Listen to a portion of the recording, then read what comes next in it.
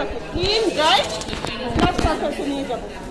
এবং তখনই আমার বুঝতে হবে যে তাকে কিন্তু আমি ট্রাই করাতে পারলাম না, আমার ফার্স্ট স্টেপ কি হলো, ফেল হলো। আচ্ছা, তাহলে নেক্সট স্টেপের দিকে আমাকে যেতে হচ্ছে।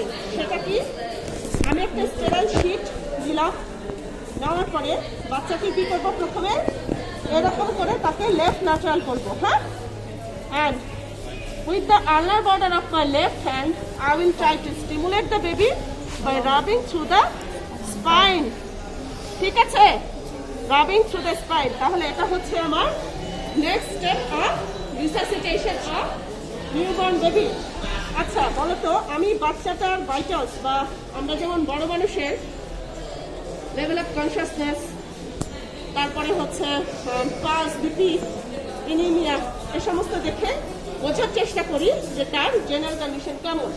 বাট বাচ্চার ক্ষেত্রে আমরা কি দেখবো, আবগার স্কোর, আবগার রেটিং তো করেই নেবে, কিন্তু আমি যখন রিসাসিটেট করছি আমি কি দিয়ে অ্যাসেস করবো, ফার্স্ট অফ অল তার ক্রাই দিয়ে, তার স্পন্টিনিয়াস রেসপিরেশন স্টাবলিশ হয়েছে কিনা সেটা দিয়ে, তার অ্যাজ এ হোল বডির কালার দেখে, স্কিন কালার দেখে, এবং তার অ্যাক্টিভিটিস দেখে, অ্যাক্টিভিটিস বা মাসল টোন দেখে।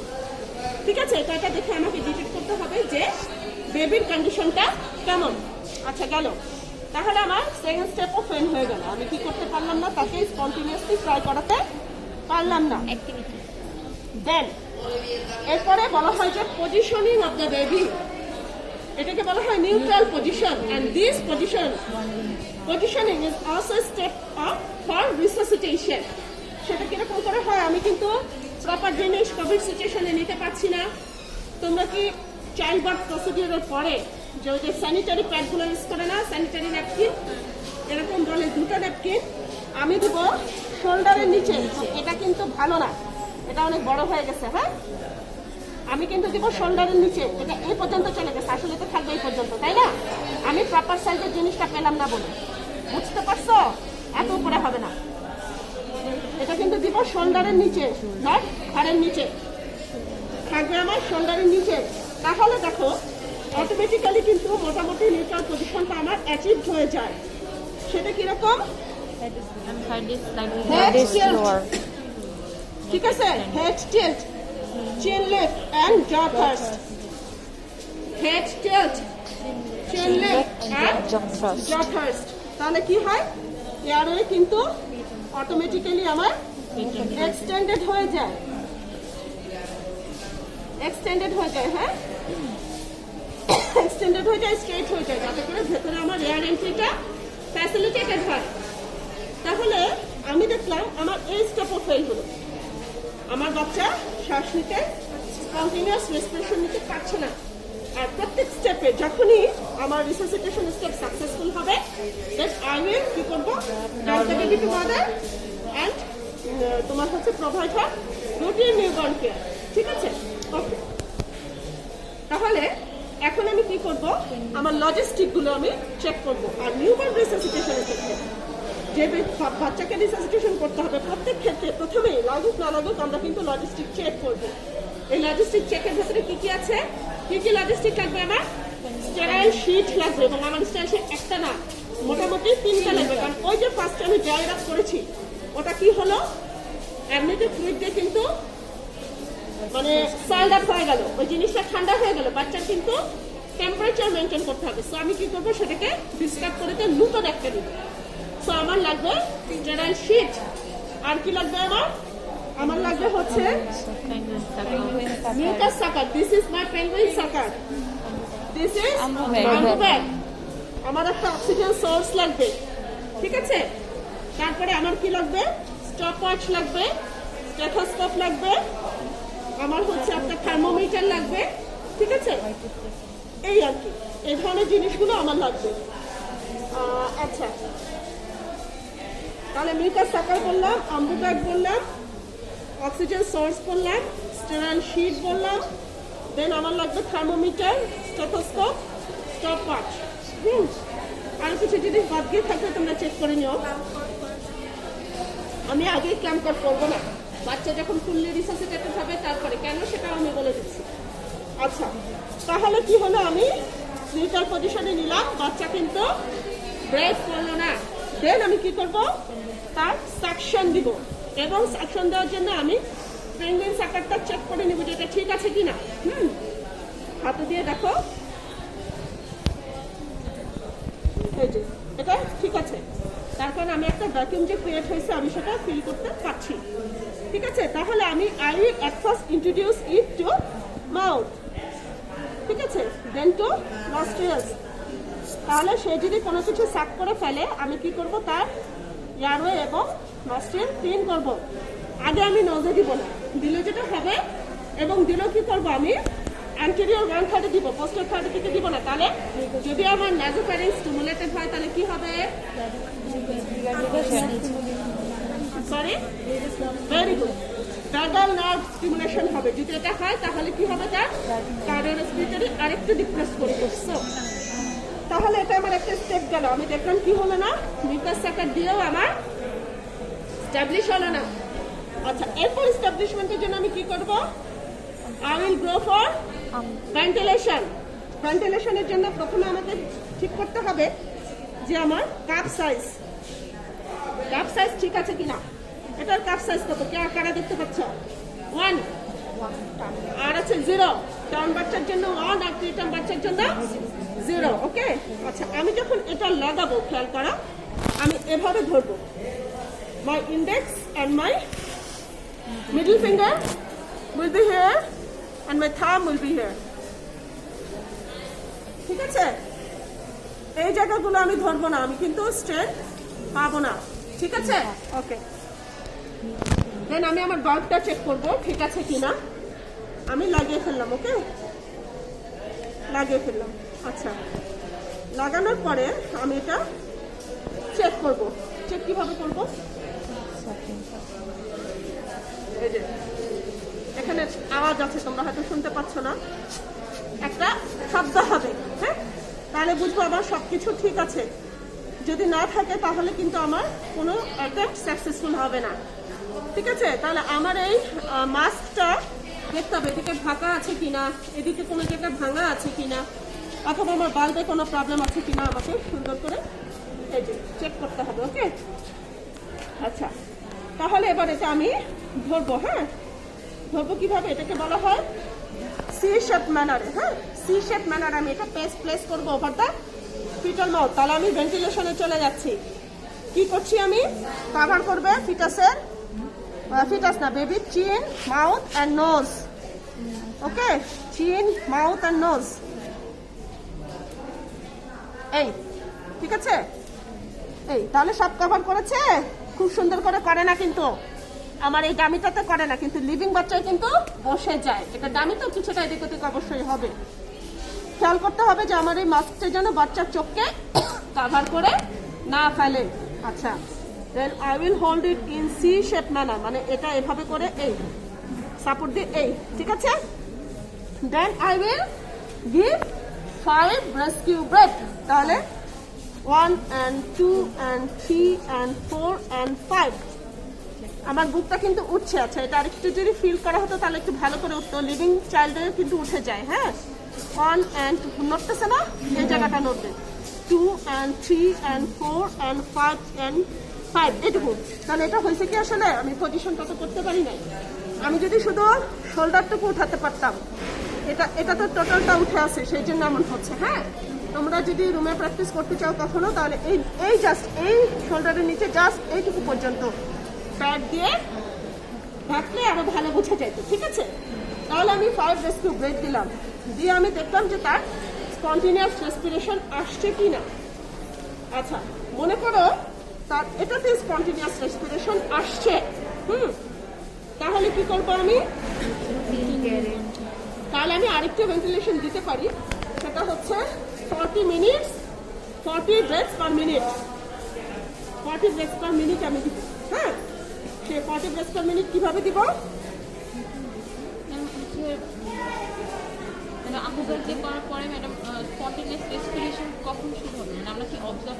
জাস্ট অবজার্ভ করবো। কাঁদবে বাচ্চা, কাঁদবে বাচ্চার রেসপিরেশনের ফার্স্ট হচ্ছে কাঁদবে। কাঁদা ছাড়া কি কোনো বাচ্চা শ্বাস নেয়, নিবে না, ঠিক আছে।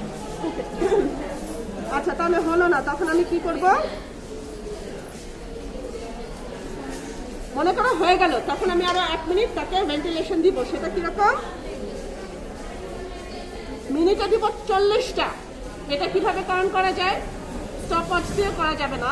সেটা যদি দিতে চাই তাহলে 1001, 1002, 1003। এটা কিন্তু ইন্টারন্যাশনালি মানে রিকমেন্ডেড যে আমি যদি এভাবে করে উচ্চারণ করতে থাকি যে 1001, 1002, 1003, এভাবে করে আমি 40 পর্যন্ত গেলে যেটা হবে সেটা হচ্ছে 1 মিনিটে 40টা আমার দেওয়া হবে।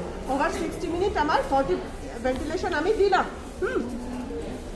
মনে করো আমি 5 রেস্কিউ ব্রেথ দেওয়ার পরে আসলো না, তখন কি করব? আমি বুঝবো যে আমার পুরো প্রসিডিউরটা চেক করতে হবে যে কোথায় আমার ফল্টটা আছে।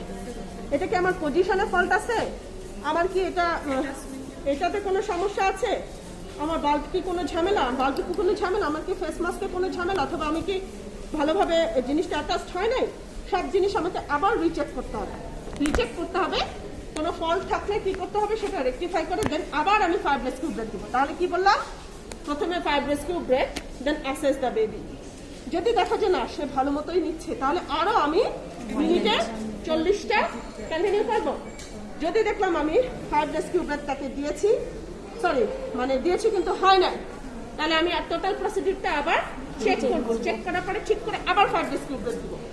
হ্যাঁ, আচ্ছা, যদি আবার হয় তাহলে আবার তোমার হচ্ছে 1 মিনিটে 40টা দিচ্ছি। বাট আমি সেকেন্ড টাইম 5 রেস্কিউ ব্রেথ দেওয়ার পরে আমার কোনো জায়গায় কোনো ত্রুটি নাই, but still now the baby is not crying.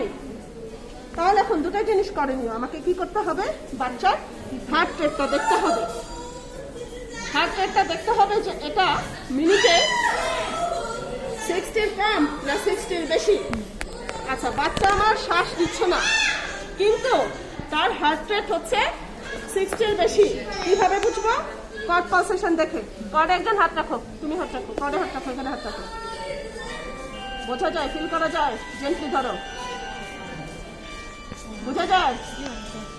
আচ্ছা, তাহলে মনে করো এইভাবে আমি দেখলাম যে কর্ড পালসেশন আছে, যদিও সে রেসপিরেশন নেয় নাই, কিন্তু তার এই হার্ট রেটটা হচ্ছে মিনিটে 60-র বেশি। তাহলে আরো 1 মিনিট আমি ভেন্টিলেশন দিব এবং সেটা মিনিটে 40 বার। ঠিক আছে? ওকে। আরেকটা হচ্ছে না, ও রেসপিরেশনে নিচ্ছে না, আবার ওর হার্ট রেটে কত? 60-র কম। তাহলে আমাকে কিসে যেতে হবে? সিপিআর, কার্ডিওপালমোনারি রিসাসিটেশনে আমাকে যেতে হবে। তাহলে এটা আমি কিভাবে যাব? I need the help of an assistant.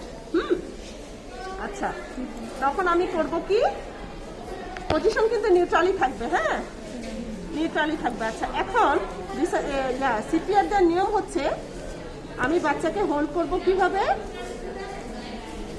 My 2 thumbs will be above the lower 1/3 of the baby's sternum. ঠিক আছে, এরকম। And my remaining finger will be back of the fetal thoracic case. ওকে, এটা এভাবে করে থাকবে এবং এটা লোয়ার থার্ডে। তাহলে আমি কিভাবে দিব? 1, 2, যখন 3 বলবো আমার অ্যাসিস্ট্যান্ট তখন কি করবে? 3 এর সাথে এটা করেসপন্ড করবে। তুমি ধরো, এটা তোমার থেকে দূর হয়ে যাচ্ছে। ওকে, না ধরে থাকো। আমি 1, 2, 3, রাইট, 1, 2, 3 দাও। আচ্ছা, ওকে। তাহলে এটাকে বলা হচ্ছে কার্ডিওপালমোনারি রিসাসিটেশন। মনে করো বাচ্চা শ্বাস নিচ্ছে, তার স্পন্টেনিয়াস রেসপিরেশন ফিরে আসছে, তাহলে আমি এখানে আরেকটু করণীয় আছে। জাস্ট রুটিন চেকআপে দিয়ে দিলে হবে না। ওকে আমি অবজার্ভ করবো ফর অ্যানাদার 30 মিনিটস এবং এই সময় তাকে আমি অক্সিজেনেশন দিব, বাট লো ফ্লো। এটা কিন্তু হাই ফ্লো অক্সিজেন দেওয়া যাবে না, মানে 3-4 লিটার দেওয়া যাবে না, 2 থেকে 2.5 লিটার দিতে হয়।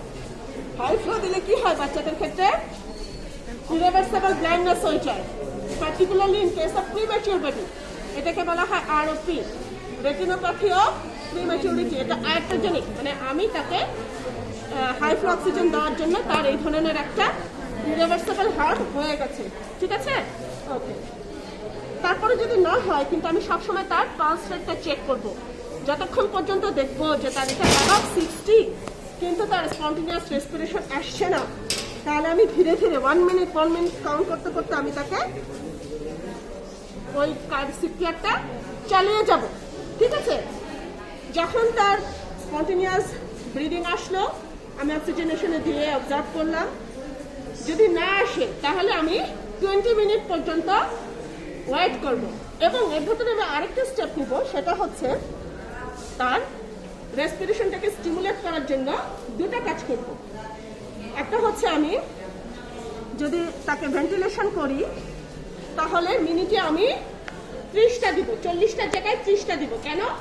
কারণ ব্রেন হাইপক্সিয়া যদি থাকে সেটা হচ্ছে একটা triggering factor for stimulation of তোমার রেসপিরেশন। আরেকটা কি করব, ওই যে বললাম না আম্বিলিকাল কর্ড আমি একটু বড় করে কাটবো, ক্লাইম্ব করবো না। কেন? কারণ আমি যেন এই রুট দিয়ে তার অ্যাড্রেনালিন দিতে পারি। হ্যাঁ, এই দুইটা স্টেপ হচ্ছে আমার বাচ্চার স্পন্টেনিয়াস রেসপিরেশনটা স্ট্যাবলিশ করার জন্য। ঠিক আছে, আচ্ছা তাহলে এই দুটো হচ্ছে আমার বাড়তি স্টেপ। দেন অনেকটা কি হলো, এটার পরে যে ব্যাপারটা সেটা হচ্ছে মনে করো 20 মিনিটস পরে বাচ্চার কিছুই হলো না, তাহলে বলে don't try to resuscitate the baby. কেন? কারণ হচ্ছে এরপরেও যদি আমরা তাকে জোর করেও শ্বাস নেওয়াই, the baby will suffer from cerebral palsy and loss of disability, which will create burden to the family and burden to the society and will hail the life of baby itself. ঠিক আছে, এই জন্য বলে 20 minute পরে তোমরা আর resuscitate করো না। এরপরে না হলে আমরা তখন স্টিল বন্ড হিসেবে তাকে কি করবো, ডিক্লেয়ার করে দেবো। ঠিক আছে, আর যদি এটা আরেকটু হায়ার সেন্টার হয়, লাইক এ সেন্টার লাইক যেখানে এনআইসিইউ ফ্যাসিলিটি আছে, তাহলে সেখানে আমার লারিঙ্গোস্কোপ তারপরে এন্ডোট্রাকিয়াল টিউব দিয়ে আমি ইনকিউবেশন করানোর জন্য তাকে মেজার নিতে পারি। ঠিক আছে, তাহলে এটুকুই আমাদের মোটামুটি নিউবর্ন রিসাসিটেশন